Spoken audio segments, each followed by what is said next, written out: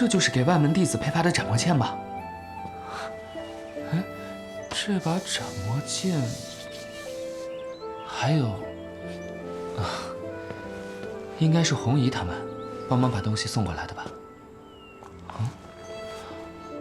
诸世界，仙道石门，光从名字就能感受到内容的浩瀚。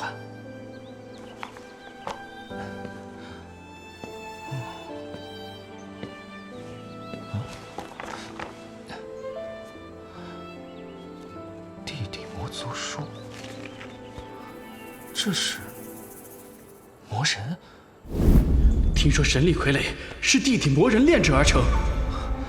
魔人相当于人类修士中神力境界的高手，飞天夜叉则相当于肉身十重神变境的高手。此外，依次还有修罗、大修罗、魔皇。世界的广阔远超我的想象。不过现在可没有时间仔细看，提升实力才是重中之重。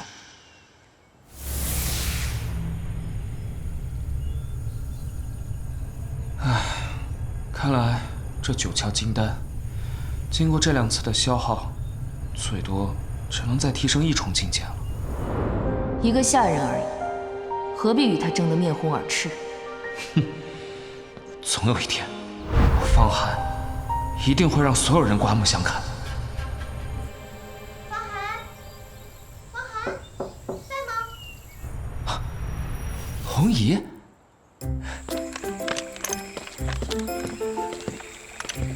舍得回来了，也是，能被真传弟子亲自教导，可是无数外门弟子梦寐以求的事情啊。仙道坎坷，关键还是要靠自己。这你就不懂了。靠自己固然重要，但天与不取，百受其境，外界的帮助绝对不可小觑。你要是想去紫巅峰修行，我倒可以帮你引荐给大小姐。我才不要！啊，你居然已经完全恢复了？很奇怪吗？